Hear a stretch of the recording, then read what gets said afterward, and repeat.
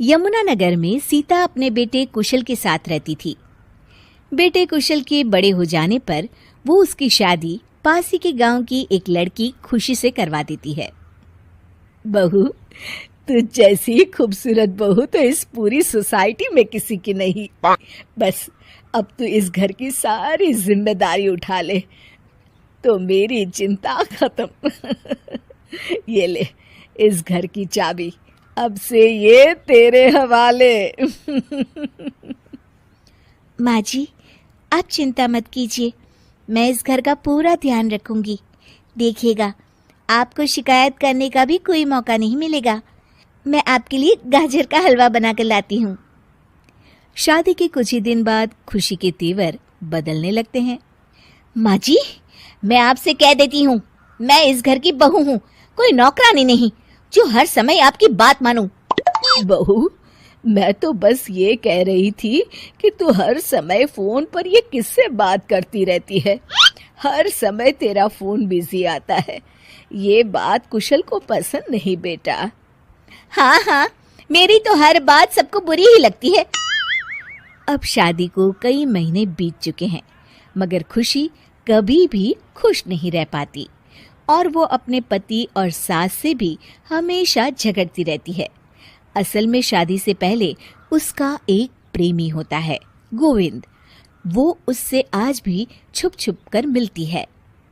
गोविंद, मैं अपने पति और सास के साथ खुश नहीं हूँ, चलो ना हम भाग जाते हैं। तुम एक काम करो, घर से सारा कीमती सामान ले आओ, उसके बाद मौका देखकर हम भाग जाएंगे। खुशी के पति और सास उसे बहुत प्यार करते हैं, मगर खुशी फिर भी उन्हें धोखा देती है और धीरे धीरे अपने घर से कीमती सामान को चोरी करके गोविंद को देने लगती है।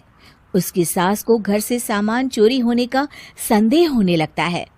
बेटा, समझ नहीं आ रहा, ये घर से धीरे धीरे सामान कैसे गायब हो रहा है। कौन सा सामान माँ? अरे वो चांदी के बर्तन जो मैंने बनवाए थे वो दिख नहीं रहे। यहीं कहीं होंगे माँ, आपकी बहू ढूंढ देगी।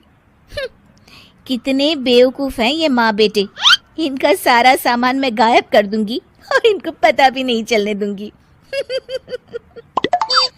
और इस तरह से धीरे धीरे खुशी घर का सारा कीमती सामान चोरी करके गोविंद के पास रखवा देती है और कुछ महीनों बाद उनके पास बहुत कीमती सामान इकट्ठा हो जाता है और दोनों भागने की योजना बनाते हैं। खुशी, आज रात को आधी रात होते ही तुम अपने घर से भाग कर आ जाना। मैं गांव के पुराने बस स्टैंड पर तुम्हारा इंतजार करूंगा। ठीक है। खुशी अपने कपड़े और गहनों की पोटली बांधकर पुराने बस अड्डे पर पहुंच जाती है और देखती है कि वहां तो कोई भी नहीं है।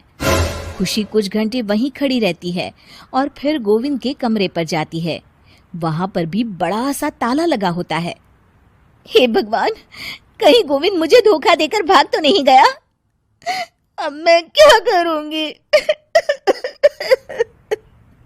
खुशी फूट फूट के रो रही होती है।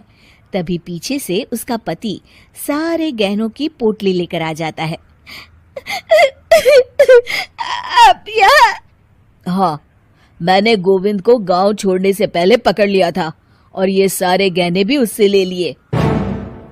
आपको सब पता था कि मैं आपको और माँ जी को धोखा दे रही थी? हाँ, मगर मुझे ये भी पता था कि गोविंद अच्छा इंसान नहीं है। अगर मैं तुमको समझाता तो तुम कभी नहीं समझ पाती, इसलिए मैं चाहता था कि तुम्हारी आंखें खुद खुले।